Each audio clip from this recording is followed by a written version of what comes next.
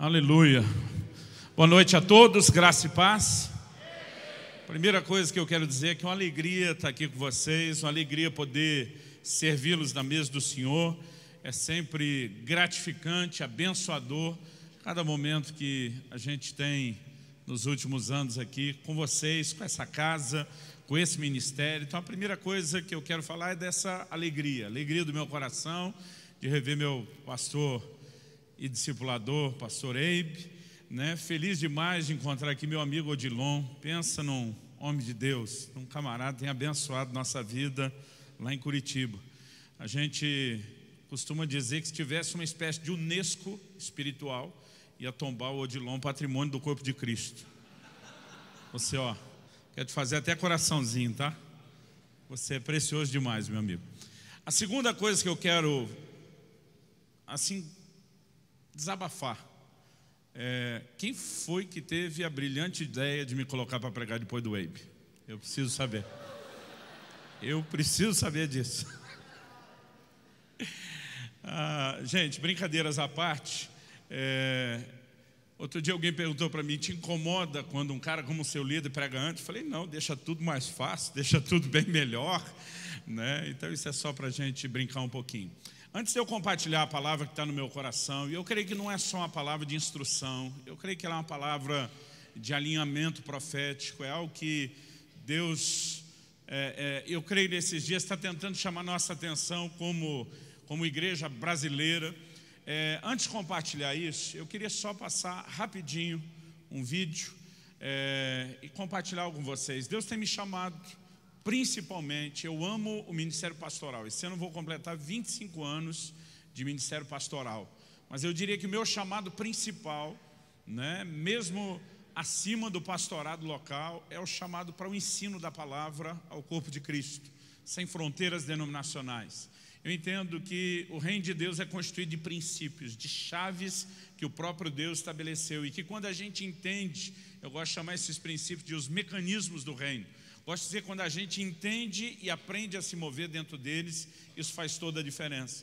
Entre as muitas estratégias que Deus tem nos direcionado a trabalhar com o ensino, nós estamos usando bastante uma em especial, e eu queria falar rapidinho dela. Se o vídeo estiver aí, vocês podem soltar. Olá, eu sou Luciano Subirá e Deus tem me chamado para servir o corpo de Cristo através de um ministério de ensino da sua palavra. Temos feito isso através de várias ferramentas, pregações que são disponibilizadas na internet, a nossa literatura, mas recentemente Deus tem nos dirigido a trabalhar com uma escola à distância, com cursos online. São cursos de capacitação para a vida cristã, são cursos de capacitação ministerial e também de fundamentação doutrinária. O propósito é te levar não apenas a um lugar mais profundo no seu relacionamento em Deus, mas auxiliá-lo na preparação para o ministério. Isso tudo com os benefícios de que você pode fazer o curso aonde quiser, a hora que quiser e no seu ritmo, e com certeza você será abençoado. Acesse o site orvalho.com, clique no link Escola Orvalho e você será redirecionado para esse ambiente de ensino à distância que vai te abençoar muito. Dos cursos que nós disponibilizamos lá, que já são vários, tem dois em especial que eu tenho recomendado bastante aos pastores e líderes. Um deles se chama o Caráter do Líder e o outro curso se chama Identidade e Propósito. Eu creio que são ferramentas que podem não apenas te abençoar, te enriquecer, mas te dar aí munição, material, para que você também possa trabalhar com a sua liderança e possa equipá-los ainda melhor. Abra, por favor, a sua Bíblia no livro de Gálatas, no capítulo 4.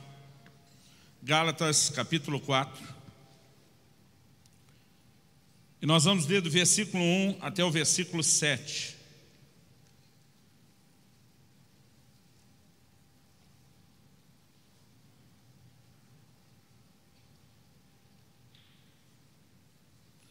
Gálatas 4, de 1 a 7. O texto sagrado diz assim: digo, pois, que durante o tempo em que o herdeiro é menor, em nada difere de escravo, posto que ele é senhor de tudo, mas está sob tutores e curadores até o tempo predeterminado pelo Pai. Assim também nós, quando éramos menores, estávamos servilmente sujeitos aos rudimentos do mundo. Vindo, porém, a plenitude do tempo, Deus enviou seu Filho, nascido de mulher, nascido sob a lei, para resgatar os que estavam sob a lei, a fim de que recebêssemos a adoção de filhos. E porque sois filhos, enviou Deus ao nosso coração o Espírito de seu Filho, que clama: Abba, Pai. De sorte que já não és escravo, porém filho, e sendo filho, também herdeiro por Deus. Algumas palavras que a gente pode considerar como palavras-chave nesse texto que nós lemos. Eu destacaria aqui algumas delas. A primeira é a expressão filhos. A segunda, uma consequência da primeira, é a palavra herdeiros. Mas eu gostaria de chamar também a sua atenção para a expressão até o tempo determinado. Eu creio que ela também é uma expressão chave. E no versículo 3, ele começa dizendo: assim também nós. Isso nos mostra que o que ele está apresentando estabelece ou define um paralelo. Os estudiosos ficam discutindo se o que Paulo está abordando era apenas um costume ou se era lei no Império Romano. Para mim não importa se era um costume ou era uma lei. Aquilo era comum naqueles dias e ele toma isso como um paralelo espiritual de algo importante para nós, para a igreja de Jesus. Então ele começa dizendo no versículo 1 e 2 que o filho, ainda que seja na condição de herdeiro, dono de tudo, senhor de tudo, ele permanece na casa e não difere em nada de um escravo. Em outras palavras, ele não pode usufruir do privilégio da sua posição.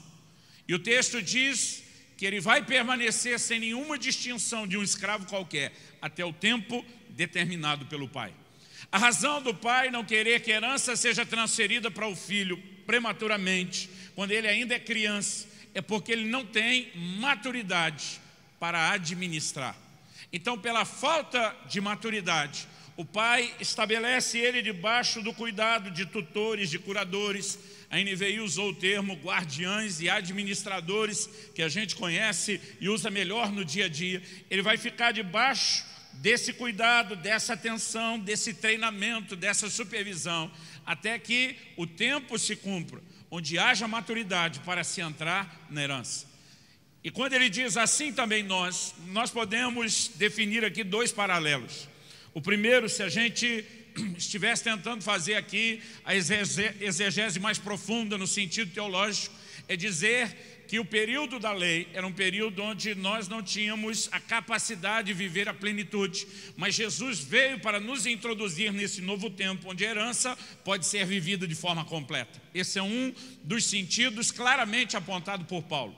Mas, mesmo tendo vindo esse período, onde Jesus nos levou a esse lugar de nos tornarmos filhos, de sairmos debaixo da lei, a realidade ou o paralelo de que nós, como filhos, temos uma herança extraordinária, mas a herança não poderá ser desfrutada antes que a gente alcance a maturidade, ainda é um fato.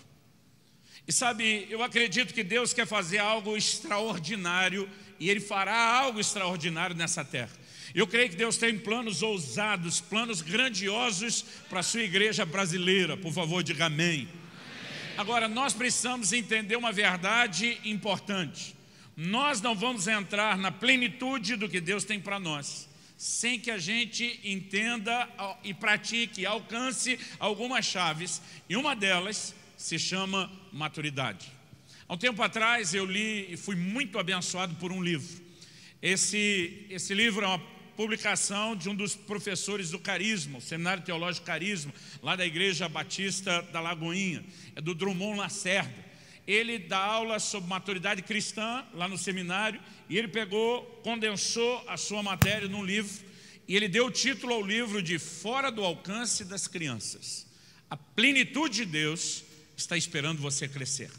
Eu gostei tanto do livro, um dos melhores livros sobre maturidade cristã que eu tive contato até hoje, que eu entrei em contato com ele e falei: meu amigo, eu quero te ajudar a espalhar essa mensagem. Eu estou esperando que a transportadora entregue isso a tempo, amanhã cedo, para eu realmente recomendar para vocês aqui, conseguir colocar na mão daqueles que se interessarem, um livro abençoado. Nesse livro, ele basicamente, embora não trabalhe dentro desse texto, ele está trabalhando o mesmo conceito. A frase fora do alcance das crianças, ou mantenha fora do alcance das crianças, você já deve ter lido em alguma caixa de medicamento. E a razão pela qual vem aquela advertência não é porque o medicamento ou o remédio seja em si algo ruim. Na verdade, se eu te perguntar se o medicamento é bom ou ruim, depende do ângulo que a gente vai avaliar. Na mão do adulto, que vai saber trabalhar a devida dosagem, nós vamos dizer algo bom. Pode reverter uma condição de enfermidade, pode levá-lo à cura, pode levar à sua restauração. Mas na mão de criança que não sabe administrar, ele pode se tornar letal. A verdade é que o remédio não é bom ou ruim em si mesmo. Se ele será bom ou ruim tem muito a ver com a maturidade de quem vai administrar. E nós precisamos entender que no plano espiritual não é diferente. Eu louvo a Deus porque uma revolução vem acontecendo na igreja. Há 500 anos atrás, no movimento da reforma protestante, voltou a se pregar a salvação pela fé e não por obras. E nós começamos a dar os primeiros passos no resgate de uma das coisas mais essenciais da vida cristã, que é a fé. Mas a fé não é apenas para a salvação. Na verdade, a Bíblia diz: o justo viverá da sua fé. A Bíblia diz: sem fé é impossível agradar a Deus.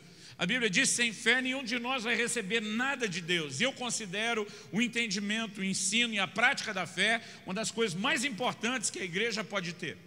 No entanto, nas últimas décadas, nós tivemos uma enxurrada, uma restauração do ensino da fé, dos princípios da fé, e na minha vida é uma das coisas que mais me marcaram. Mas eu creio que nós saímos de um extremo, onde a gente talvez não entendia e não praticava a fé, e começamos a ir para um outro extremo. Qual é o outro extremo? É acreditar que só a fé vai resolver tudo que a gente precisa. E eu quero te dizer, isso também não é verdade.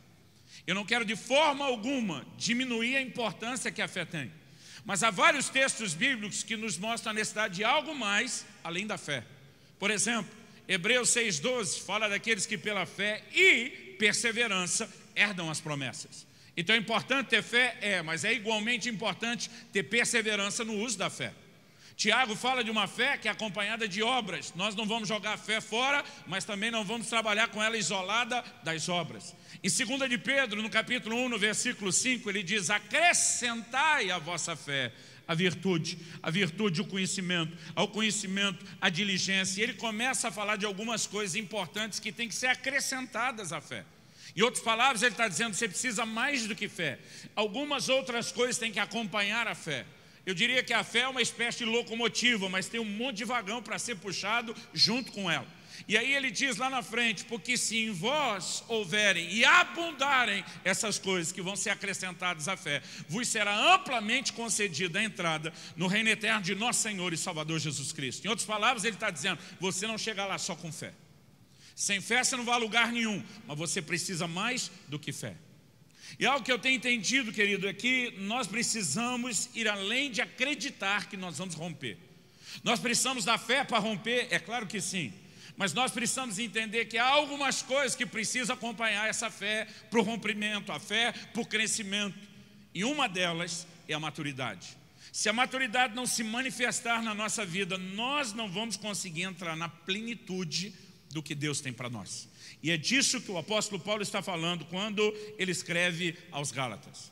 E é lógico que eu quero valorizar aqui o acesso à herança, a maturidade como um acesso à herança.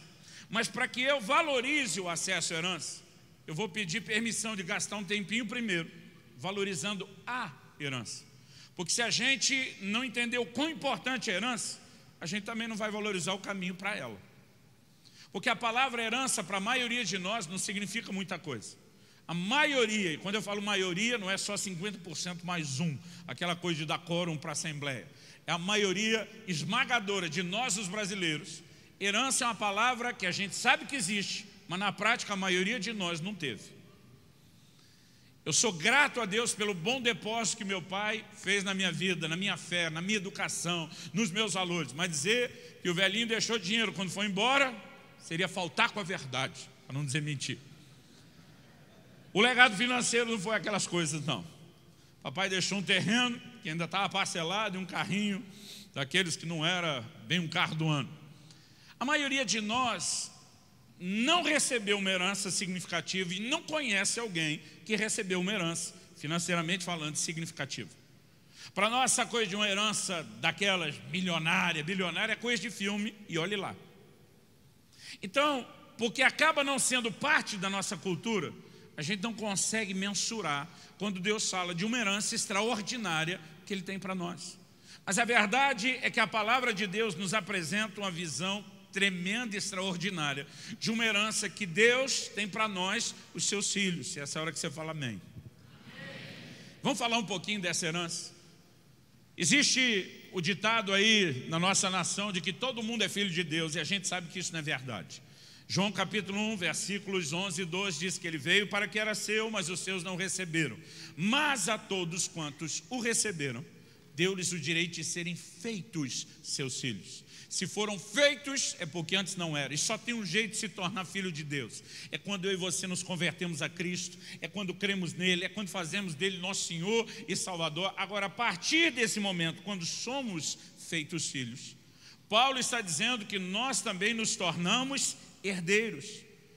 Aliás, Gálatas 4:7 fala de ser filho e de ser herdeiro, mas Romanos 8, que está falando basicamente a mesma verdade de Gálatas 4, dá um detalhe.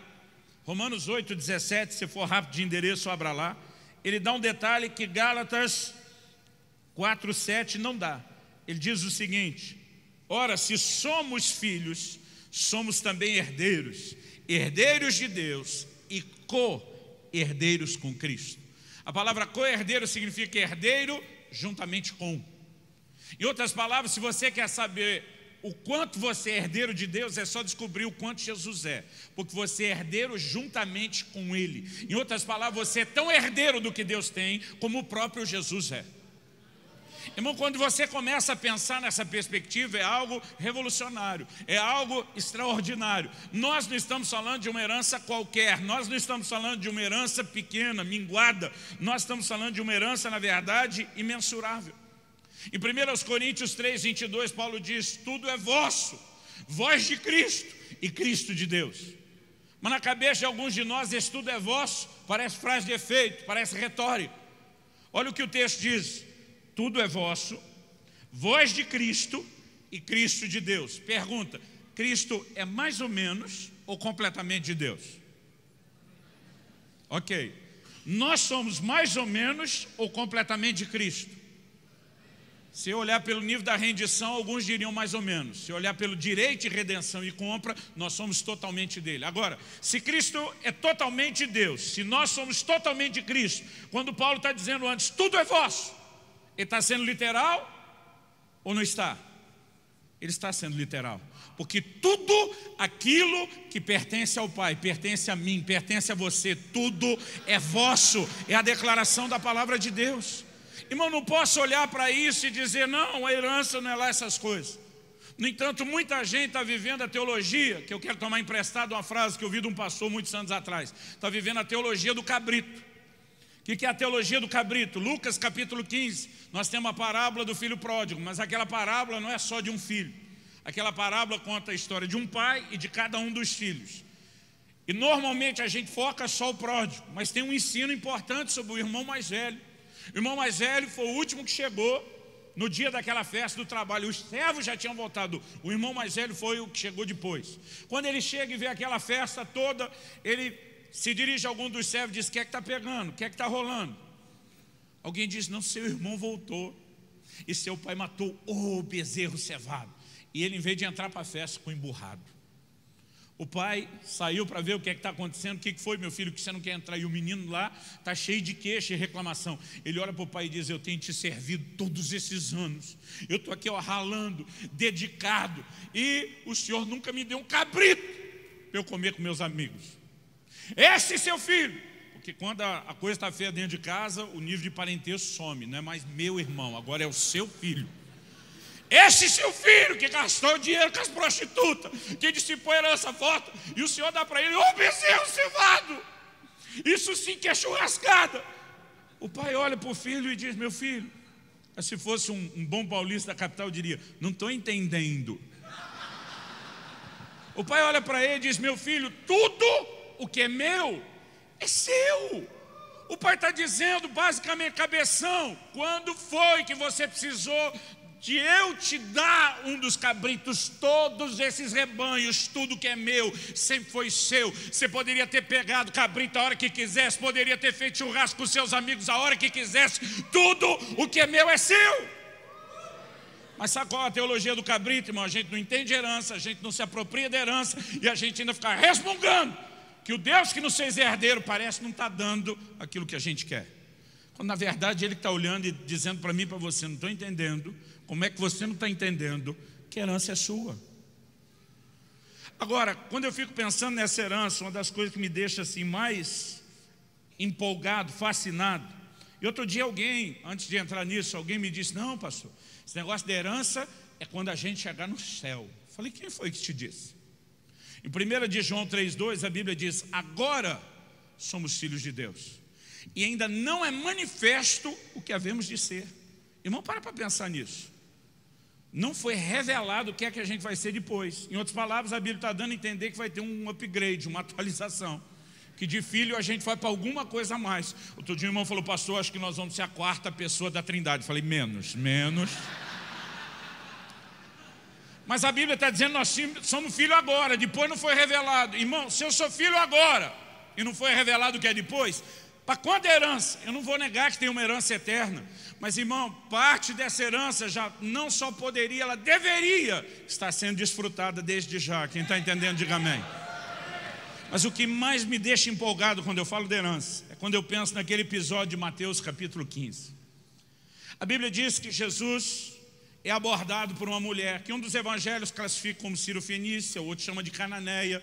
As duas expressões indicam que ela era uma gentia e que ela não era parte dos filhos de Israel. Essa mulher chega para Jesus e diz: filho de Davi, tem misericórdia de mim, minha filha está horrivelmente endemoniada. E a Bíblia diz o seguinte, você pode olhar lá depois, Mateus 15: e Jesus não lhe respondeu palavra. Falando na linguagem da minha filha adolescente, Jesus deixou a mulher no vácuo. Não respondeu palavra. Deixa ela falando, ignora e continua. Essa mulher que era dessas teimosas e persistentes de fé, ela, em vez de se dar por vencida, ela levanta o volume de voz e começa a gritar: Jesus, filho de Davi! Agora vai gritando, andando atrás: tem misericórdia de mim! A hora que ela começou a gritaria, os discípulos correm em Jesus e disse: se o senhor não vai atender a mulher, dispensa, manda ela embora. Em outras palavras, o que ele estava dizendo: ou atende, ou faz essa mulher sumir daqui, porque está ficando ruim para nós. O senhor está ignorando ela, o senhor não atende, ela continua gritando. Não dá para o senhor continuar ignorando, porque agora todo mundo vai ver que o senhor está ignorando ela. Ou atende ou dispensa. Quando eles param para ter aquela reunião de cúpula para discutir o que fazer com a mulher oportunista vem, entra, se prostra diante de Jesus, o adora, e pela 3ª vez ela insiste: tem misericórdia de mim. E aí Jesus tenta explicar para ela as coisas e diz: mulher, Mateus 15, 26, não é lícito tomar o pão dos filhos e dá-lo aos cachorrinhos. Outro dia alguém me perguntou: pastor, Jesus chamou a mulher de cadela, foi isso? Falei: não. O termo cão, ele é mais pejorativo, mais negativo do que positivo na Bíblia. Não deis aos cães o que é santo, de fora ficarão os cães. Mas essa palavra cachorrinho fala de um animal de estimação, daquele que era bem-quisto, querido na casa. Jesus está tentando mostrar algo a essa mulher, e eu vou tentar resumir para a gente não se prolongar muito nisso aqui, mas nós precisamos entender os desdobramentos da revelação no plano e no propósito de Deus. Por exemplo, Paulo em Romanos fala da salvação para todo o que crê, porque a salvação é para todo o que crê e ponto final, ok? Mas logo depois de dizer que Deus tem salvação para todo o que crê, ele diz primeiro do judeu, depois do gentil. Então Deus não faz acepção de pessoas, a salvação é para todo mundo, a fé ainda é a porta de entrada, mas havia uma ordem.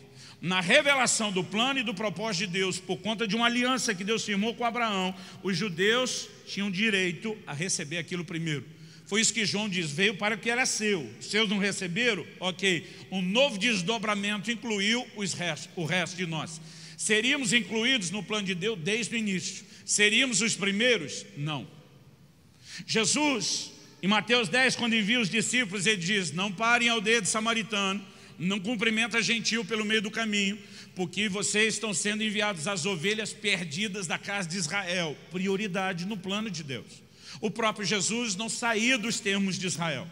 Então ele vira para essa mulher e diz: não é lícito tomar o pão dos filhos e dá-lo aos cachorrinhos. O que ele estava dizendo? Você, a semelhança de um cachorrinho na casa, é bem quisto, é aceito, é querido, só não é parte da família.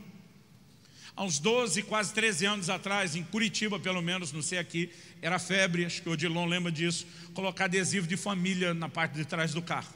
Então punha lá a figura do papai, da mamãe, dependendo da quantidade de filho, cada um montava o seu adesivo. No meu carro tinha lá a figura do pai, da mãe, representando eu e a Kelly, um menino e uma menina, que são meus 2 filhos, Israel e Alice. Mas meus filhos começaram a campanha em casa para querer botar um adesivo de um cachorrinho. Dizia: papai, tem o nosso cachorro que é da família. Eu dizia: o cachorro não é da família.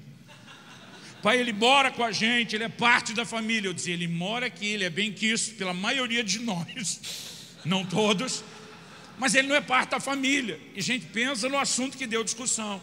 Um dia eu peguei um deles chamando o cachorro e botou o sobrenome Subirá. Falei: aí não, pode parar com esse negócio. Aí um dia a discussão ficou acalorada lá em casa. Eu ensinei meus filhos a ser bons argumentadores.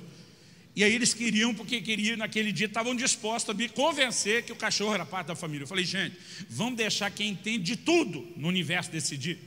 Vamos ouvir a opinião de Deus na Bíblia. Aí peguei esse texto. Jesus diz: não é lícito tomar o pão dos filhos e dar aos cachorrinhos. Eu falei: Jesus colocou os filhos e os cachorrinhos em posição distinta. Eles olharam para mim e falaram assim: apelou, hein? Mas o cachorrinho nunca entrou no adesivo da família. Então basicamente o que Jesus está dizendo é o seguinte: mulher, não dá para pôr os cachorrinhos e os filhos no mesmo adesivo.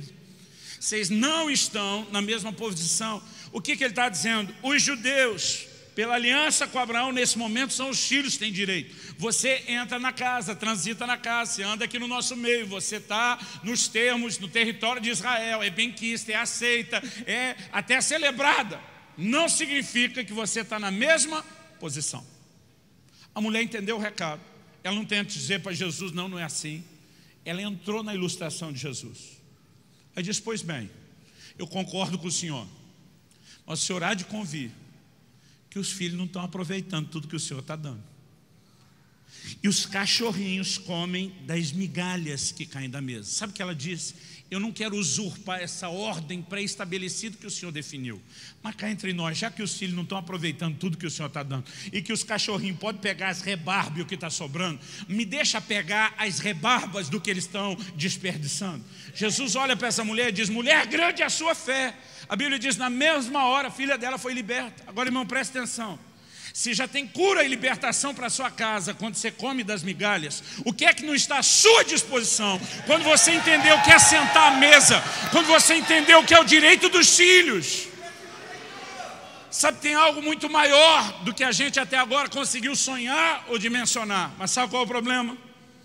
Nós estamos tentando entrar nessa herança maior sem o ingrediente principal para chegar lá, chamado maturidade. E a Bíblia diz que o filho, enquanto menor, ele não difere em nada de um escravo. Eu olho para um monte de crente e penso: esse é igual a qualquer escravo do mundo. Está parecidinho, não difere. Não está podendo receber muita distinção do pai, está nivelado com qualquer outro que não é filho. A pergunta é: como é que nós podemos mudar isso? Somente entendendo que há uma maturidade requerida. Quem está entendendo, diga amém. E se nós entendemos que a maturidade é uma chave, é um acesso, e se nós entendemos o quão extraordinária é a herança, então, ao valorizarmos a herança, talvez a gente valorize um pouquinho mais o caminho para ela. E é desse caminho que eu quero falar. Outro dia um irmão falou para mim: pastor, eu estava lendo um artigo que a maioria, 90 e tantos %, no mundo todo, inclusive os países de primeiro mundo, 90 e tantos % das pessoas que ganham na loteria, em no máximo um ano, já dissiparam tudo aquilo que ganharam. Ele olhou para mim e falou: essa é uma das maiores provas que o dinheiro é amaldiçoado. Falei: irmão, deixa eu te dizer algo. Não quero te contrariar e nem fazer apologia à loteria. Não tire o que eu vou falar do contexto. Eu falei: mas a maior parte das pessoas que herdou uma grande fortuna sem ter jogado na loteria, também dissipa isso num prazo curto.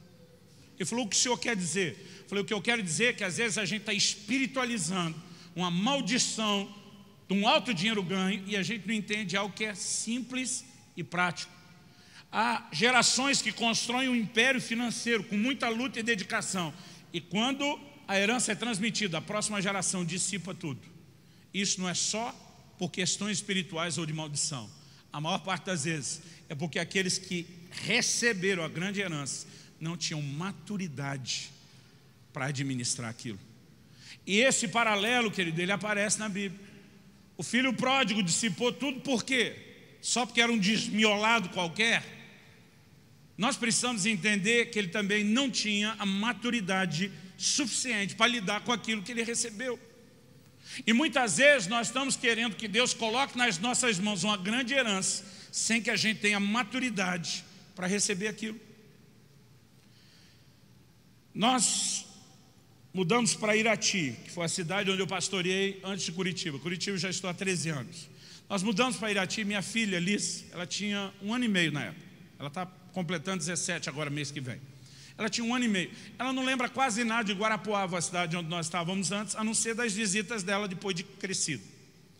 Mas Irati é o lugar onde ela tem as primeiras lembranças mais fortes.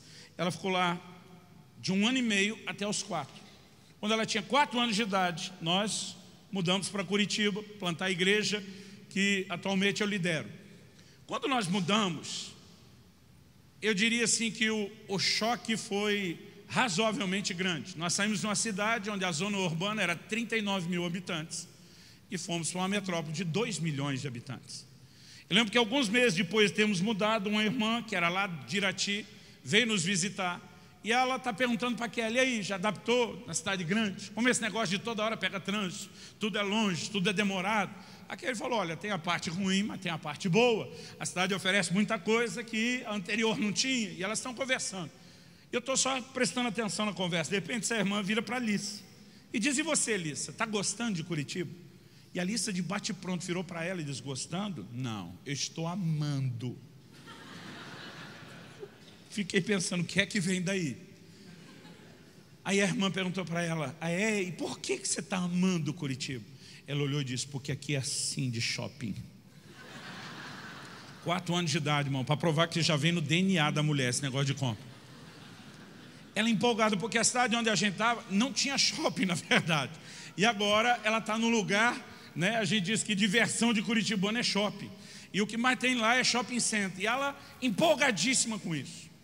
Quase 1 ano depois, quando ela estava perto de completar os 5, ela me solta outra pérola. Qual foi a pérola? Ela olha para minha esposa e diz: mãe, já estou orando por um marido rico. Minha mulher, ela tem uma filosofia: deixa que fale tudo o que está pensando. Não aborte a conversa no início. E ela ainda dá corda. Aí diz: filha, por quê? Minha filha olhou para aquela e disse: porque esse negócio de ir no shopping só olhar as coisas como você faz não é comigo. Não é para mim. Ela morre de vergonha hoje quando eu conto essa história. E eu digo: filha, o sinal de você ter vergonha quando ouve a história é prova de que você amadureceu. Mas qual era a coisa? Quando nós mudamos para Irati, eu mudei sem salário, levei mais 6 famílias. Irmão, eu queimei tudo que tinha, casa, carro, e durou pouco tempo. Nós baixamos o padrão de vida, nós entramos num modo econômico que a gente nem sabia que existia. E quando mudamos para Curitiba, que ele estava naquele modo econômico. Às vezes até quando tinha recursos pensava: não dá para abusar. E essa era a fase que agora ali está olhando e diz: senhora, só olha o shopping e nunca compra. Os anos passaram e a nossa sorte mudou, graças a Deus. Um dia desses, foi ano passado, chamei minha esposa, falei: presta atenção, de acordo com a palavra de Deus, eu sou o cabeça do lar e eu mando nesse negócio. Eu vou te dar uma ordem diante de Deus, se você não obedecer, você está em rebeldia. Minha mulher ficou me olhando, nunca me viu falar assim. Ela disse: o que foi? Eu falei: vá gastar dinheiro, eu estou te mandando. Vá para o shopping, toma um banho de loja, faz uma loucura. E ela: não. Tem um contexto. Depois de anos se recusando a gastar. Eu falei: meu amor, aquela época era uma época onde houve a necessidade do sacrifício. Hoje nós estamos numa época onde você pode agir diferente. eu quero que você gaste, eu estou te mandando gastar dinheiro. Ela diz, para não desobedecer você e Deus, como mulher submissa que sou, ela diz, deixa comigo. E ela pegou a mesma Lissa, que perto dos 5 anos, dizia que estava pedindo um marido rico. Mas ela não contou para a Lissa a história disso. Vamos sair com a mamãe. Entra em loja, sai de loja, pega uma coisa, pega outra. E começou a dar um desespero na Lissa. Mãe, você está bem? Mãe, o que está acontecendo? Ela nunca tinha visto a mãe fazer um negócio daquele. Mãe, o que está acontecendo? E aquele não falava nada. Quando chegamos em casa, ela disse, pai, o senhor precisa falar com a mãe, ela enlouqueceu, ela está gastando horrores. Aí eu contei a história para ela, falei, o jogo virou, não foi? Antigamente ela só ia olhar as coisas e você queria o tal do marido rico, porque esse negócio de olhar não é com você, e agora que eu mando sua mãe gastar, você entrou em desespero. Aliás, ela já até mudou a oração dela de milionário para missionário, né? O negócio... Agora deixa eu te dizer, mano, naquela época dos 4, 5 anos, se eu desse 5, 10 mil reais, não que eu tivesse para dar, mas se eu desse 5, 10 mil reais, a Lissa gastava na primeira ida no shopping. Ela entrava numa loja, acho que na época o que era moda, que estava bombando, era aquelas coisas da Hello Kitty. Ela entrava na loja, acho que ela comprava até a tiara da cabeça da vendedora. Então a pergunta é, eu daria mesmo se tivesse sobrando 5 ou 10 mil reais na mão daquela criança? Não.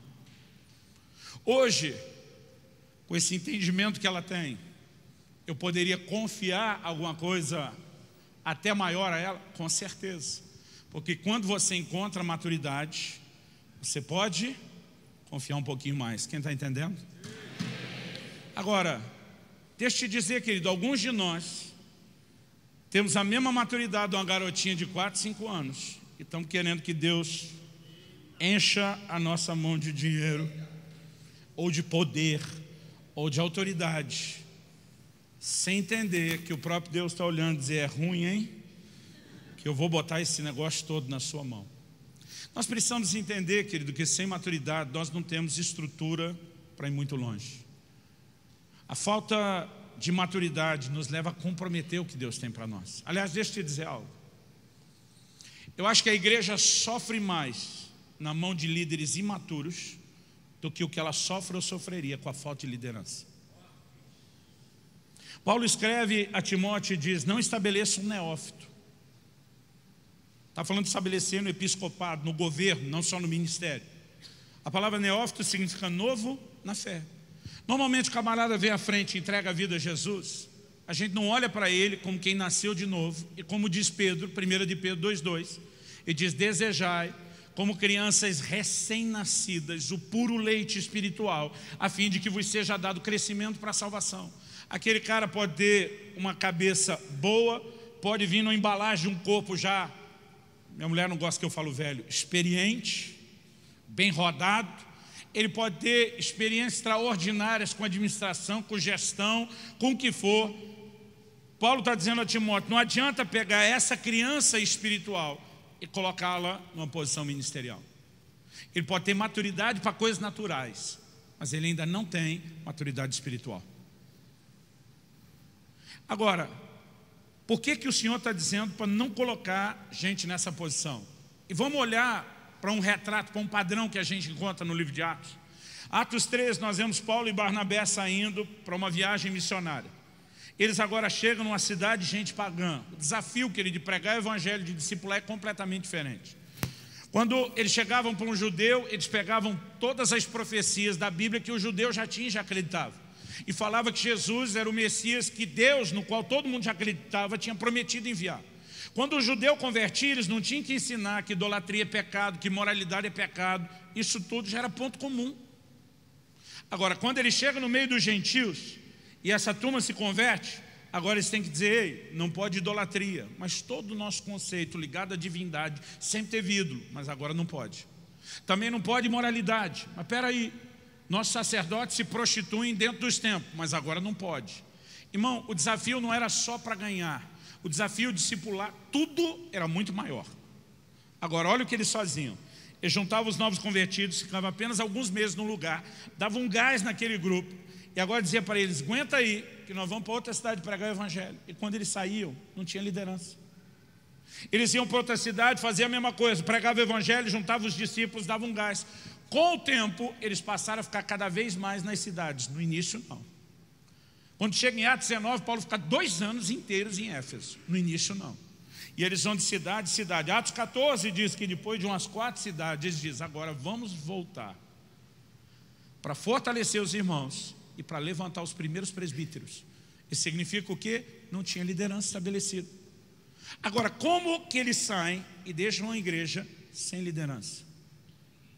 Porque me parece que eles acreditavam que é melhor não ter liderança do que ter liderança imatura. Agora, sabe qual é o nosso problema? É quando nós deixamos de valorizar a importância da maturidade e de trabalhar isso na vida das pessoas. A minha mensagem essa noite tem 2 propósitos. Um é provocar você para a sua maturidade. E outro é provocar você para trabalhar a maturidade na vida dos seus liderados. Sabe por quê, querido? Eu olho para um Diótrefes, 3 de João 1,9. João diz, Diótrefes não nos recebe. Irmão, pensa quem é um maluco que poderia ter a chance de receber o apóstolo João na sua igreja, mas diz, aqui João não prega. Quem é o doido que faz um negócio desse? Imagina o que é ter João por perto, irmão. João disse, se fossem registrados todos os milagres que Jesus operou, penso que nem no mundo inteiro caberia os livros. Você imaginou quanta história João podia contar para nós, que não está nos evangelhos? Quanto milagre, quanta coisa que Jesus fez e falou. Irmão, eu queria ter uma conversa com João, nem que fosse para escutar um dos podres de Pedro. Quem não ia querer ouvir João? Imagina João dando um seminário de escatologia, contando as visões de Patmos, as revelações do Apocalipse. Agora, ele diz que Diótrefes, que eu tomei a liberdade de apelidar de Idiótrefes, e diz, Diótrefes não nos recebe. E se alguém da igreja receber um dos nossos, ele expulsa da igreja. João diz, porque ele quer ter a primazia. Outra versão diz a preeminência. Em outras palavras, ninguém mais pode brilhar debaixo do holofote, só ele. Líderes imaturos têm causado mais dano à igreja do que a falta de liderança. Segundo aos Coríntios, no capítulo 12, no versículo 7, Paulo diz, por causa da grandeza das minhas revelações, me foi dado um espinho na carne, para eu não encher a bola demais. Irmão, se Paulo, que era Paulo, com tudo que ele já tinha vivido e experimentado, ele podia se achar e ficar metido com a grandeza das suas revelações, a pergunta para mim e para você é, e nós? Um dia desse um pastor falou para mim, eu não aceito uma igreja sem a glória que tinha no Novo Testamento. Eu não aceito, a gente tinha que estar ressuscitando morto todo dia. Eu falei, criatura, você já é insuportavelmente metido sem ressuscitar morto. Imagina você ressuscitando morto todo dia, o que é que você ia tornar? Como Deus pode nos confiar essas coisas que são parte da herança? Irmão, não vou dizer que eu também não penso que é exatamente o lugar onde Deus quer que a gente entre. Mas nós já estamos tão metidos com pouca coisa. A pergunta é, onde é que nós vamos parar se a gente entrar nesse lugar sem estrutura? Eu aprendi essa lição bem cedo. Aos 18 anos de idade eu fui para o ministério integral. Itinerante, mas integral. Aos 19 anos de idade eu já pregava em ginásios cheios. E acredito que o povo não me chamava pelo que eu tinha para falar naquela época. Aliás, eu graças a Deus que naquela época o povo não gravava tudo que nem hoje. Hoje qualquer igreja você entra, parece um Big Brother, câmera de todo lado te filmando. Sem contar que se bobear, às vezes tem alguém com o celular do lado e já está ao vivo e o negócio já foi para a nuvem, não tem mais volta. Aí eu fico pensando, quanta bobagem eu falei naquela época, eu dou graças a Deus que não está registrado, para eu não ter que ficar me explicando. Eu creio que eles me chamavam muito mais pela certeza de uma coisa, as curas e os milagres iam acontecer. E o ministério começou a bombar muito rápido. Em agosto de 1993, eu tive um acidente que bagunçou muito meu planejamento de vida e ministério. Mas foi 1 ano e 3 meses depois desse acidente que mudou a minha rota ministerial. Acabei deixando o itinerante, fui pastorear uma igreja local. Foi depois de 1 ano e 3 meses que Deus falou comigo, que Ele permitiu acontecer. Porque eu, nas minhas orações, eu dizia, Deus, tenho certeza que aquele acidente foi coisa do miserável do Satanás. Isso foi coisa do cão. Eu dizia para Deus, tem que ser coisa do cão. Eu só estou vivo por um milagre. O carro tinha acabado de trocar, não tinha feito seguro ainda, deu perda total. Roubaram minhas malas, tudo que eu tinha no carro, toda a minha mudança enquanto eu era socorrido. Foi traumático, não foi só a parte física, o tanto que eu me machuquei, eu tive traumatismo craniano, botei uns pinos de platino na mão, mas a situação toda, eu ficava pensando, Deus, você cuida do cão, não pode ser outra coisa, tem que ser cuida do Satanás. E nessa ocasião, no dia em que eu estava sendo ordenado, estabelecido no ministério, um dos pastores que hoje é parte da minha equipe, na época ele me mentoreava, a hora que ele botou a mão na minha cabeça para orar por mim, ele teve uma visão aberta de um anjo de Deus. Ele viu o anjo como você está me vendo e ouviu como você está me ouvindo. O anjo falou, entre outras coisas, apontou o dedo para mim e falou, diga para ele que o acidente de carro que ele teve no ano passado foi de fato, como ele diz nas orações dele, uma intenção de Satanás contra a vida dele. Mas o anjo diz, diga para ele por que Deus o permitiu. O anjo diz, Satanás investiu contra ele porque queria pará-lo, porque o via como uma ameaça. Deus permitiu que a investida acontecesse, porque o ministério dele estava crescendo mais rápido do que a capacidade dele de se deixar ser trabalhado por Deus. O anjo diz, era uma questão de tempo, ele ia sucumbir debaixo do peso do próprio ministério. O sucesso se transformaria em fracasso pela falta de estrutura. O diabo queria pará-lo porque o via como uma ameaça. Deus precisava pará-lo para não perdê-lo. Irmão, não vou dizer que esse era o plano A. Se eu tivesse me deixado ser preparado melhor, não precisava ter acontecido. Durante o tempo que antecedeu aquele acidente, várias vezes o Espírito Santo falou comigo, para as viagens, eu quero que você vá pastorear a igreja local. Irmão, eu sou filho de pastor e eu não gostei do modelo do que eu vi na época. E eu tinha dito para Deus e o mundo que a última coisa que eu seria na vida era pastor. Então eu já cheguei no fim da linha. Eu não queria aquilo. Se eu tivesse ouvido Deus, o processo não precisaria ser tão doloroso. Mas uma coisa é certa, eu aprendi cedo uma lição. Quando eu e você rompemos no ministério mais rápido do que a nossa capacidade de permitir ser trabalhado por Deus e ter estrutura, nós vamos bagunçar tudo. Deus quer nos confiar muito mais do que aquilo que nós estamos experimentando. Mas a maioria de nós não se permite ser tratado e trabalhado como deveria para o nosso crescimento. Eu quero dar um exemplo aqui para vocês, e junto com o exemplo, talvez vai vir um pouco de desabafo. Um dia desses, alguém falou para mim, pastor, e era alguém mais velho que eu, pastor, essa nova geração é muito mimada. Falei, eu vou concordar com você, mas a culpa é de quem? Quem mimou essa geração que nós estamos acusando de mimada agora? Eu falei, a escultura sai ruim, a culpa agora é da pedra, não é do escultor. Irmãos, a nossa mentalidade de família, ela está mudando muito depressa em pouco tempo. E nós não estamos percebendo o dano que isso vai trazer, não só para a família, mas outros desdobramentos. Então deixa eu tentar explicar. Encontrei esses dias uma pessoa querida minha. Só tem um filho, o filho já está um pouco crescido. Perguntei para ele, está pensando em ter algum outro filho? Você sabe que a vida é uma eterna cobrança. O cara é solteiro, a gente diz, quando é que vai namorar? Está namorando, quando é que vai noivar? Noiva, quando é que vai casar? Casa, a gente diz, quando é que vai ter filho? Tem o primeiro filho, quando é que vai ter o segundo? Se tiver o segundo, nós vamos perguntar quando é que vai ter o terceiro. Não para. Mas para não botar pressão do quando é, eu perguntei, você pensa em ter mais um filho? Ele olhou para mim de bate-pronto e respondeu, de jeito nenhum. Mas foi tão rápido. Eu falei, por que não? Ele olhou para mim e respondeu, é muito caro ter filho. O que ele estava dizendo? Que o filho não vale a pena? Não, era justamente o oposto. Ele está dizendo, eu estou tão disposto a dar o melhor, e eu não consigo, com o melhor que eu quero dar, ter mais do que um. Porque senão já vou comprometer aquilo que eu quero dar. Então não era um pai que acha que o filho não merece. É alguém que acha que o filho merece tanto, que diz, eu tenho que parar por aqui, não dá nem para ter um segundo. Agora isso reflete o quê? Uma mentalidade que a nossa geração tem a respeito de como tratar os filhos. Qual era a mentalidade dos tempos bíblicos? O filho não era esse parasita que suga tudo da família e tem que ter tudo e todo mundo tem que trabalhar por ele. Nos dias bíblicos, a Bíblia diz, bem-aventurado o homem que enche dele só aljava. Deus está dizendo que ter um monte de filho era bênção. Mas na cabeça da maioria de nós hoje não é. Porque a gente pensa no que nós temos que fazer por eles. Quando a mentalidade bíblica é o que os filhos fariam pelos pais. Quando o texto diz, bem-aventurado o homem que enche dele sojava, diz, não será envergonhado quando falar com seus inimigos à porta. O que é que a Bíblia está dizendo? Na hora de resolver a treta, quando surgisse um inimigo à porta e tinha aquele mundaréu de filho atrás, irmão, a conversa ganhava outro contorno. E a Bíblia está dizendo que a bênção de ter muito filho não é quanto o filho custava, é o que o filho acrescentava para a família. Numa época em que se vivia do cultivo da terra, quanto mais filho tinha, mais força de trabalho para colocar mais pão na mesa.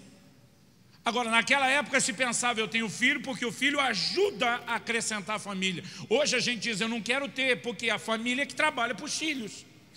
Agora, como é que essa geração não vai ser mimada? Se a gente faz tudo por eles. Eu não vou muito longe, querido. Meu pai foi jogo duro. E eu sou grato a Deus hoje, não na época. Meus dois irmãos começaram a trabalhar com 12 anos de idade. Foram ser pacoteiro de supermercado, carregar caixa. Eu dizia para meu pai que eu tinha uma alma empreendedora, que eu não queria o trabalho pesado deles, não. E eu me dei bem. Eu sobrevivi até os 14, sem o tipo de emprego que eles tinham. E lá em casa eu era considerado vagabundo, porque não tinha o trabalho fixo até os 14 anos de idade. Mas, irmão, meu pai naquela época não teve condição de dar uma bicicleta para nós, os filhos. Mas eu montei a segunda melhor bike de freestyle que a gente tinha, não era nem só no bairro, era na região toda. Eu só perdia para um cara, que ele já era empregado por esse projeto do Senai, numa multinacional, ele já tinha mais de 18 anos de idade. Ele investia todo o salário dele na bike dele, cada parafuso da bicicleta dele era importado, eu não conseguia concorrer com ele. Mas do resto eu não perdia para ninguém. Agora, onde é que eu arrumava dinheiro? Eu tinha já minha alma empreendedora. Fazia pipa, vendia para os meninos do bairro mais próspero. Quando eles levantavam o pipa, eu ia lá, cortava com o cerol e aparava. Dava uma arrumada, vendia de novo, às vezes para o mesmo que perdeu. E tudo tinha regra, irmão, não era nada ilegal. Acima do poste era guerra, para baixo do poste não podia cortar. Então estava acima do poste, eu descia, cortava, parava, arrumava, vendia de novo. A mesma pipa eu vendia 4, 5 vezes. Eu peguei a época que ainda jogava bolinha de gude, rodava peão, rapelava os amigos. Aí os caras sem bolinha de gude, eu dizia, ao invés de comprar nova, eu te vendo pela metade do preço. Depois rapelava de novo, vendia de novo. Eu arrancava peão da roda e vendia o peão. Eu me virei e eu tinha um retorno melhor do que meus irmãos que trabalhavam o dia inteiro para meio salário mínimo. Só que um dia eu chego em casa, em 14, perto de 15 anos de idade, e eu entro, um amigo do meu pai na sala e diz, cumprimento seu chefe. Falei, meu o quê? Seu chefe. Arrumei emprego para você, você começa amanhã. Irmão, me lembro até hoje. Era quarta-feira, meu pai arrumou para eu começar na quinta. Eu falei, não podia ser na segunda? Podia me deixar despedir o fim de semana? Eu falei, quanto é que eu vou ganhar? Ele falou, é tanto. Eu falei, pai, o senhor sabe que não compensa. Eu faço mais do que isso com meus rolos. Meu pai olhou para mim e falou, não se trata de dinheiro. Você tem que aprender a ser homem. Você tem que aprender a ter horário, ter chefe, prestar conta. E tem mais daqui para frente, o salário não é mais seu. Vai tirar o dízimo que a parte de Deus vai ficar só com esse tiquinho e o resto você vai botar em casa. Eu olhei para ele e falei, mas você não precisa. Ele falou, não sou eu que preciso, é você que precisa mudar a sua atitude. Família não é um lugar onde a gente fica servindo os filhos parasitas, não. Família é um lugar onde todo mundo ajuda a construir e você vai ajudar a construir junto. Mas nós estamos falando de uma geração atrás. Uma geração só, mas nós já mudamos tudo. Agora o que acontece? Nós temos um moleque de 30 anos jogando videogame dentro de casa e não quer sair. Porque os pais fazem tudo, não vale a pena encarar a vida do lado de fora. E nós precisamos mudar essa atitude, quem está entendendo? Irmão, o sogro do meu filho está aqui, ó. Sabe que o que eu vou falar é verdade. Meu filho começou a falar em casamento cedo e nós demos todo o apoio. Porque não foi só ele que apaixonou pela filha do Eibe, foi a família toda, por anos.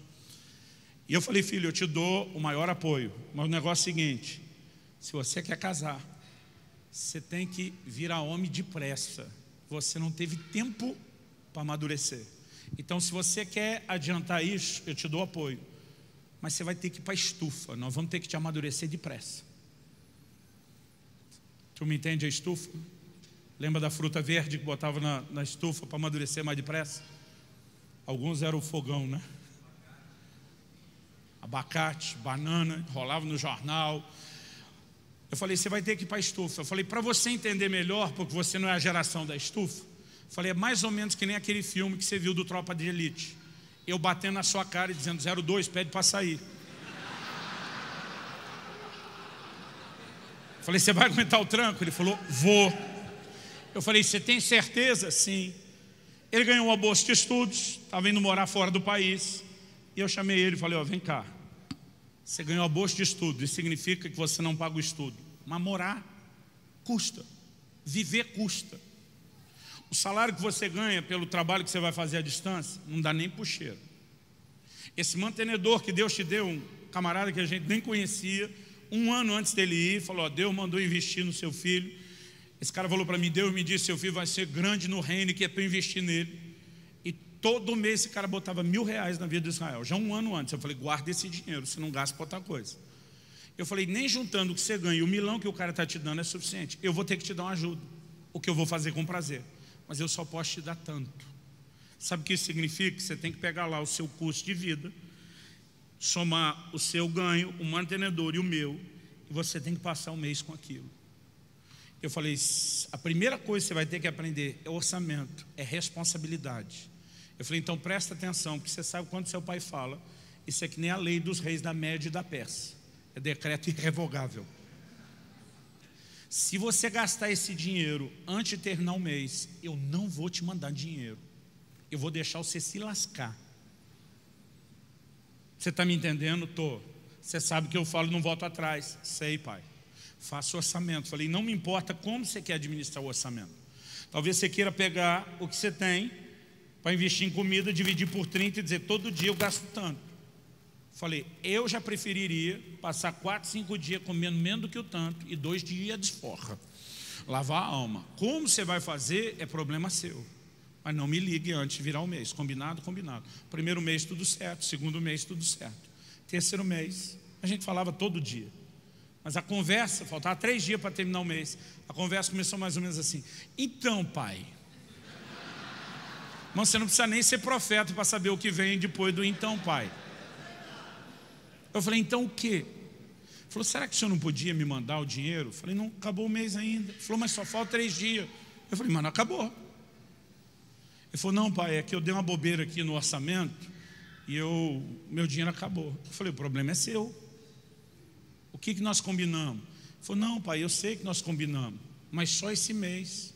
Eu falei, não, eu não vou te mandar o dinheiro. Ele falou, pai, o senhor não está entendendo. Eu não tenho o que comer. Eu não tomei café da manhã hoje. Eu não almocei. Eu não tenho o que comer, eu não tenho pão de correr. Eu falei, jejua. Irmão, diante de Deus, é lógico que não falei para a mãe do menino, porque eu não sou louco. Ele, do outro lado, falou, pai, você está de brincadeira? Eu falei, não. Você não foi aí para buscar Deus? Não está 4 horas por dia na casa de oração? Eu falei, você já fez pelo menos 2 ou 3 jejum desses de 3 dias na água e não morreu? Jejua. E se você não aguentar se mexer, fica deitado na casa de oração até terminar os 3 dias. Eu não vou te mandar o dinheiro. E não mandei. Porque, irmão, se eu socorro no primeiro mês, vai folgar todo mês. Quem é que mima essas crianças? É a gente. Falei, eu me recuso. Eu falei, nessa hora, você vai achar que eu não estou bem das ideias, você vai achar que eu estou sendo duro demais com você, mas daqui a um tempo você me agradece. Esperei passar os 3 dias, mandei o dinheiro, depois que ele comeu, estava bem, fui ter uma conversa com a dona Kelly. Falei, meu amor, esse seu filho é uma bênção. Você acredita que ele fez mais um jejum de 3 dias na água? Ela, que... Palavras dela, que bênção. Falei, tá certo que eu cooperei. Ela falou, você é um pai incentivador. Falei, dessa vez foi mais do que incentivo. Eu fui parcelando a notícia. Por quê, irmão? Um mês antes eu cheguei um dia em casa e minha mulher ela não estava nem alegre e nem triste. Tem dia que é difícil definir o humor das mulheres. Mas ela não estava alegre, mas não estava triste. Mas também não é uma coisa neutra, porque é um pouco de cada um junto. Eu entrei e falei, amor, tá tudo bem? Tá. Certeza? Sim. Tá, não. Não, tá tudo bem. Eu falei, amor, você pode não estar triste, mas você não está feliz. Eu conheço minha mulher, ela é sorridente o tempo todo. Falei, tem alguma coisa te incomodando? Não é nada. Falei, não sai daqui enquanto você não me falar. Ela disse, não, eu estou com um pouco de dó do Israel. Falei, dó do quê, criatura? Eu e você estudamos em colégio estadual, esses que a gente estudava e não aprendia.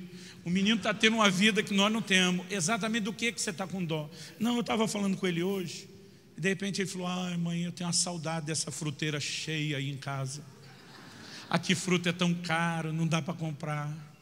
Que dó do meu nenê. Falei, ele não é nenê, ele é maior de idade, está pensando em casar. Mas não adianta você atacar a mulher. Pensei, não é com você que eu tenho que discutir. Passei a mão no telefone, subi para o meu quarto, fechei a porta, chamei ele no WhatsApp. Ele, aí pai, tudo bem? Falei, tudo bem, coisa nenhuma. Falei, a próxima vez que você chorar com a sua mãe que está faltando fruta para você comer, não vai faltar só fruta para você comer não. Eu falei, aprende uma coisa, moleque, você quer casar? Quero. Você quer ser homem? Quero. Não chora com mulher, quer chorar, chora comigo. Para a mulher você dá o ombro, você é coluna, você vai ser apoio. Qualquer choro que você tiver comigo, nunca mais chore com a sua mãe, não chore com a sua irmã e não chore com a sua esposa. Você está me entendendo? Tô. Falei, se você chorar de novo, não vai faltar só fruta. Uns meses passaram, um dia que ele diz, acho que Israel adaptou lá. Falei, por quê? Nunca mais reclamou de nenhuma comida. Agora,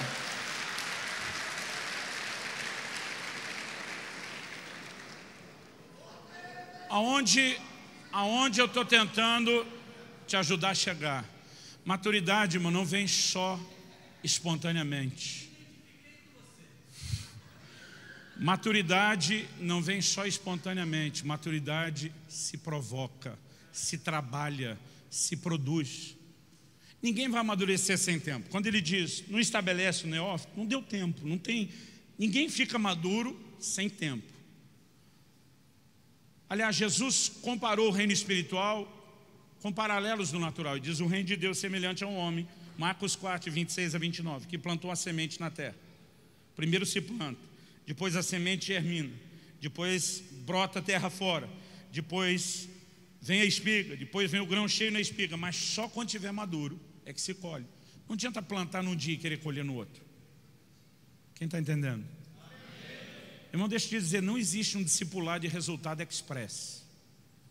Você não investe em alguém numa semana, em um mês, e nem só em um ano, para estar colhendo os resultados que precisa. Ninguém vai amadurecer sem tempo. Agora, só o tempo garante? Também não. Hebreus 5,12 diz, vocês já deveriam ser mestres em razão do tempo decorrido, e vocês necessitam que de novo se vos ensine os princípios elementares do reino de Deus. Ele está dizendo, vocês têm tantos anos de janela, e quando eu devia estar ensinando os outros, eu tenho que ensinar o beabá de novo. Então só o tempo resolve? Também não. Sem tempo não tem maturidade. Só o tempo produz maturidade? Também não. E nós precisamos ajudar aqueles que estão debaixo de nós a crescer. E sabe o que acontece, querido? Talvez a gente olhe para a geração dos nossos pais e a gente acha que eles foram muito duros. E a gente decidiu amolecer com a próxima geração. Só que deixa eu te dizer, irmão, nossos pais eram duros, nossos avós eram duros, nossos bisavós, tataravós, todos os nossos antepassados eram duros. E a humanidade sobreviveu até hoje. Você acha mesmo que você descobriu o grande plano para mudar tudo e melhorar o padrão de vida de todo mundo a partir de agora? Quando nós não damos aos nossos filhos naturais e espirituais o desconforto que eles precisam passar, e nós decidimos poupá-los de um desconforto, nós vamos poupá-los do crescimento. Depois do jejum compulsório que meu filho fez, eu liguei para ele e falei, vamos aprender a segunda lição. A primeira é ser responsável. Falei, filho, eu não te socorri e eu não vou te socorrer de novo, porque se eu te fizer isso logo, você folga. E eu quero que você aprenda. Aprendeu a lição? Aprendi, pai. Falei, a próxima lição. Se por um lado você tem que ser responsável, por outro, filho, eu quero que você seja um homem de fé. Eu falei, quanto milagre de provisão você viu na minha vida, de perto, crescendo dentro de casa? Ele falou, muito milagre, pai. Eu falei, agora, por que você acha que eu aprendi a receber esses milagres? Eu falei, a minha fé foi esticada. Eu passei por circunstâncias e Deus não me poupou delas para que eu crescesse. Falei, filho, eu te fiz fazer um jejum compulsório, mas eu já fiz também. Eu já jejuei, não é porque eu queria jejuar, é porque não tinha o que comer. Eu falei, eu já botei convidado que veio passar um tempo comigo em casa, para ser discipulado de perto, para jejuar 3 dias comigo. E mandei sua mãe visitar as pessoas da igreja com vocês junto, para ver se ganhava um pedaço de bolo. Ele falou, pai, eu nem sabia dessas coisas. Eu falei, porque um dia sua mãe assistiu um filme chamado A Vida é Bela. E o cara está no campo de concentração com o filho, faz tudo parecer uma piada. Ela falou, nós vamos lidar de um jeito que eles nunca entendam o que está acontecendo e acham que é uma festa. Eu falei, estou com você. Eles não têm que entender mesmo e não têm que sofrer com nada disso. Vão fazer disso uma festa, uma diversão. Eu falei, mas eu sei o que eu passei. Agora, filho, eu cresci com isso tudo. E se eu voltasse lá atrás e tivesse a chance de não passar, eu não escolheria isso não. Eu escolheria passar tudo de novo. E eu quero que você aprenda a depender de Deus. Eu não quero que você saia por aí falando do Deus do seu pai. Eu quero que você fale do seu Deus, que vai funcionar na sua vida como funcionou na vida do seu pai. Então, se numa próxima vez, por algum motivo, bagunçou o orçamento, antes de pensar em me ligar, até porque eu não vou te atender, não vou dar o que você quer, o que eu quero que você faça, vá orar, vá buscar Deus. 2 meses se passaram do jejum compulsório. Ele teve um problema no orçamento. Eu já até sabia que isso ia acontecer, porque eu sabia o que tinha acontecido ao longo do mês. E faltava 2 dias para o mês terminar, acabou o dinheiro. Dessa vez eu fiquei meio amolecido, porque eu sabia do imprevisto. Mas eu falei, Deus, é você e ele. Vou socorrer ele não. E dessa vez faltava só 2 dias. Ele falou, já jejuei 3, da outra 2 é mais fácil. E ele decidiu jejuar em vez de me falar. Ele só contou depois. Mas disse que ele estava lá na casa de oração e de repente ele lembrou de eu falando, se faltar, filho, vá orar. Ele falou, Deus, eu não quero jejuar compulsório dessa vez não. Eu tenho feito vários para te buscar e para te honrar, mas não quero fazer por falta de opção. Eu quero conhecer o Deus do meu pai, que seja o meu Deus. Eu quero viver provisão. E ele começou a entrar naquilo, e orar por aquilo, e orar por aquilo. Ele foi entrando naquela oração. De repente o Espírito Santo falou com ele, vá para a cafeteria, seu café está pago. Ele saiu da casa de oração. Para resumir a história, o rapaz estava na frente dele na fila. Quando chegou no caixa, falou para o caixa, tudo que esse menino atrás de mim aqui pegar é por minha conta. Aí o Israel na hora, não, cara, aqui. Eu falei, meu filho, tu na fila, duro, sem dinheiro, esperando algo acontecer. O cara disse, vai pagar, e você fala, que é isso? Ele falou, pai, eu acho que foi um pouco de orgulho e também de dó. Eu falei, como dó? Ele falou, não, o menino era um africano. Eu falei, o que isso tem a ver? Ele falou, pai, os africanos e os brasileiros disputam quem são os mais quebrados aqui na escola. Eu acho que de alguma forma pensei, se ele me abençoar, deve faltar para ele. E foi uma briga, o menino dizia, não, eu quero. Aí no fim ele falou, então só um café. O cara falou, não, você não veio aqui só para tomar um café. O que você gosta de comer? E o Israel não falava. Ele perguntou para o funcionário, falou, o que ele come quando vem aqui? O cara falou, ele gosta desse muff.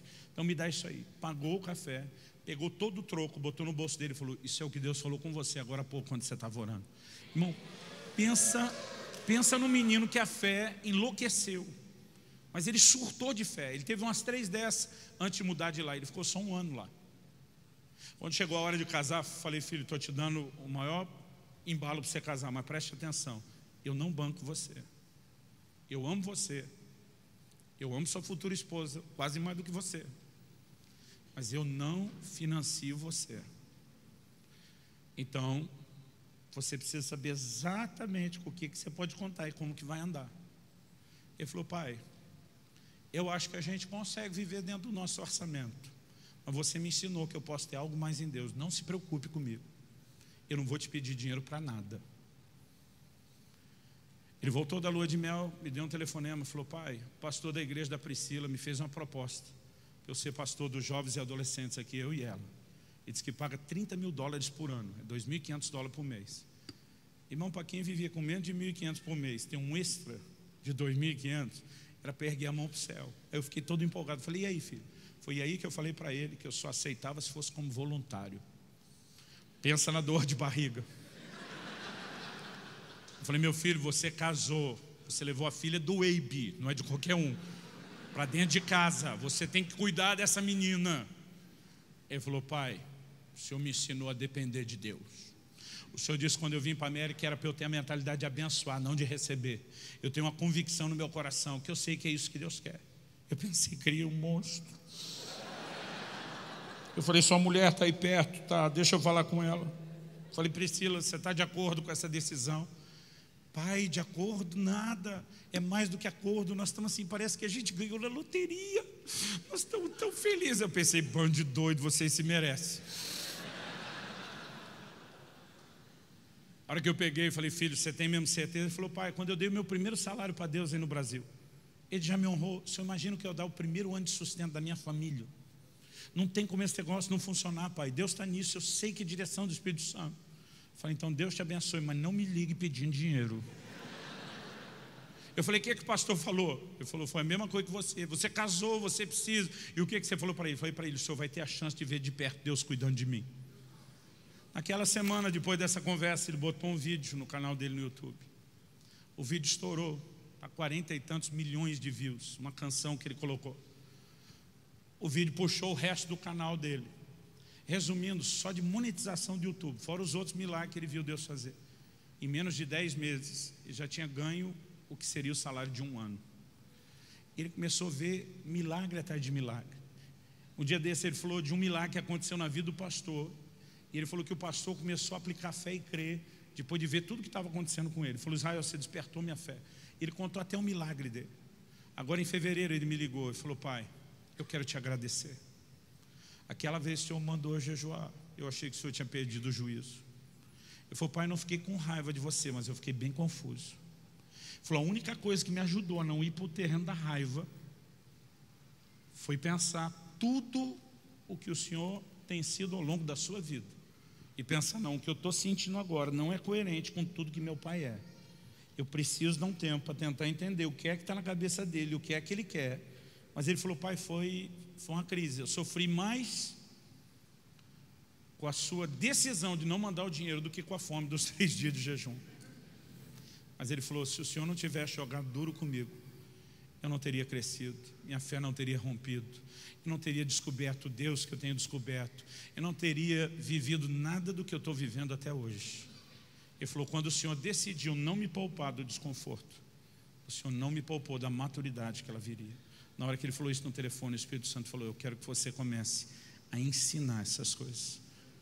Sabe, irmão, um dia desses, eu estava num discipulado com um dos pastores de uma das nossas igrejas, e ele sem querer bateu o dedo numa mensagem do YouTube que um dos pastores que ele discipula mandou. Isso é quando cada um desespero de querer interromper aquele negócio, porque o áudio estava alto, eu estava ouvindo. E eu ouvi só a parte que eu precisava, até ele conseguir liquidar. O pastor estava falando para ele, pois é, fevereiro, o senhor sabe como é, pior mês do ano, é o repuxo de janeiro, nós não conseguimos pagar essas contas aqui, esse mês. Só estou passando assim para te reportar, para dar um feedback. E aí cortou a mensagem, eu só ouvi até aí. Ele falou, desculpa. Eu falei, não, foi muito bom ter ouvido isso. Eu falei, o mês que é bom, ele te dá feedback? Não. O mês que paga as contas, que tem dinheiro, ele te dá relatório? Não. Eu falei, só te dá relatório quando não fecha? Eu falei, ele não está te dando relatório. Ele está tentando sensibilizar você para ajudar ele. Eu estou te proibindo de ajudar ele. Deixa que se lasque.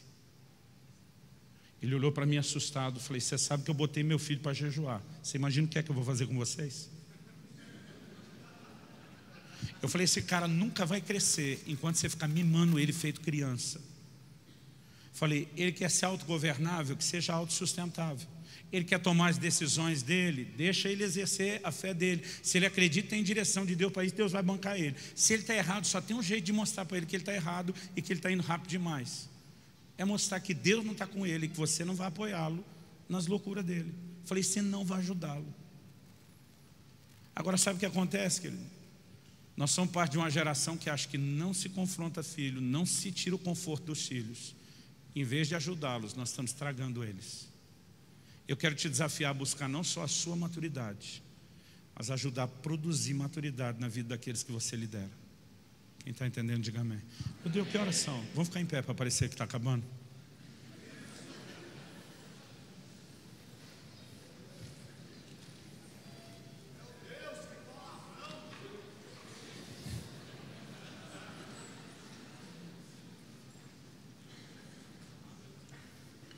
Olha para cá um instante. Tiago capítulo 1, versículo 2. Irmãos, tendes por motivo de grande alegria o passardes por várias provações. Porque a aprovação produz perseverança, produz experiência. Agora deixa eu te dizer, porque nós mudamos a mentalidade, como nós como pais criamos os filhos, nós achamos que Deus tinha que tratar a gente da mesma forma como nós mimamos os filhos. E Deus não vai tratar de mim e de você do jeito que a gente está tentando jogar o jogo. Ele vai tratar usando os mesmos valores. E diz para a nação de Israel: eu trouxe vocês nas asas da águia. Irmão, você sabe quando é que o filhotinho vai para a asa da águia? Não é para um voo panorâmico, não é para diversão. É que chega uma hora, a águia vai lá, tira do ninho e diz: acabou o momento de eu cuidar e fazer tudo por você. Chegou a hora de você crescer, e no meio do voo ele pega a asa. A águia mãe pega a asa, dá uma sacudida e diz: te vira, aprenda a voar. Sabe o que Deus está dizendo? Enquanto você estava vindo do Egito para cá, era a asa da águia. Quando entrou na terra prometida, te vira. Tinha maná, irmão, até chegar na terra. O dia que chegou, acabou o maná. Tinha coluna de nuvem de dia e de fogo de noite, até chegar na terra prometida. Quando chegou, acabou. A Bíblia diz que naquela caminhada não envelheceram as roupas, nem as sandálias, mas quando chegou lá, acabou. Há um momento onde Deus diz: enquanto você não tinha o mínimo de maturidade, eu fazia tudo por você, mas agora eu vou forçar seu crescimento. Mas porque nós paramos de pensar assim na criação de filhos, a gente não entende que Deus pensa assim. E aí, quando vem aquele primeiro choque, a gente fica que nem meu filho ficou. Meu pai deve estar maluco, perdeu o juízo. Mas sabe o que ajudou ele? Mas espera aí, isso não condiz com o caráter do meu pai. Isso não condiz com o perfil que eu vi todos esses anos. E aí o menino para e fica pensando: ele tem que estar enxergando algo que eu não estou enxergando. Ele tem que estar vendo um lucro nisso onde eu só vejo prejuízo. E talvez lá na frente eu vou entender e agradecer ele. O que é a fé, querido? A fé não é diferente disso, ela se apoia no caráter de Deus. Paulo diz: eu sei em quem eu tenho crido. Ele não diz no que eu estou crendo, ele diz em quem. A fé se apoia numa pessoa, no caráter inquestionável de Deus.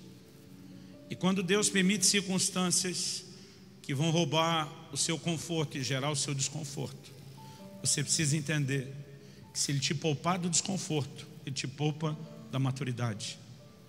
Um dia desse um pastor falou para mim: é muito difícil plantar a igreja, porque ninguém ajuda a gente. Falei: irmão, deixa eu te dizer, eu plantei um monte, ninguém nunca me ajudou. Ninguém nunca botou dinheiro, ninguém nunca fez nada por mim. Você parece acreditar que se alguém não ficar injetando em você, você não vai a lugar nenhum. Deixa eu te dizer, eu não vou ficar com dó de você choramingando. Ou você aprende a fazer a coisa direito e depender de Deus, ou você vai ficar ralando onde não deveria. Irmão, já fiz muita coisa por muita gente, mais do que deveria. Um dia o Senhor falou comigo: você está tentando fazer coisas pelas pessoas que eu não quero que você faça. Foi desconfortável para você, você quer poupá-los do desconforto, mas está poupando eles da maturidade. Eu quero te desafiar, querido, a mudar as coisas dentro da sua casa. Um dia desse eu estava falando sobre isso na igreja, e o filho adolescente do pastor da igreja botou a mão na cabeça, tipo assim: não dê munição para o meu pai, que o negócio vai ficar ainda pior. É lógico que o que eu estou falando do meu filho tem um contexto. Ele ia casar em pouco tempo, tem algumas situações bem determinantes, que eu não vou dizer que você tem que imitar tudo, mas algo que eu e você precisamos entender é que a gente não produz crescimento sem jogar na fogueira. Pastor, o senhor faria sua filha jejuar os 3 dias? Não. Ela não tem que ser a provedora do lar, mas em outras coisas eu trataria ela um pouquinho mais duro, naquilo que diz respeito às funções que ela vai ter no futuro. Nossos cultos domésticos, se deixasse ali, se tomava conta de tudo. Quando a gente entrava na parte da oração, ela disse: pai, você ora por isso, mãe por isso. Eu falei: ei, quem foi para você, que disse para você que você manda aqui? Eu falei: filha, eu amo sua iniciativa, mas você tem que aprender um jeito certo. Tanto minha esposa como minha filha se inspiram muito numa frase que a Andréia, a esposa do Ei, fala muito: eu sugiro. A Andréia tem uma liderança forte, a gente nunca vê ela impondo. Ela diz: eu sugiro Eu falei, filha, dá uma sugestão. A gente vai abraçar a sua sugestão.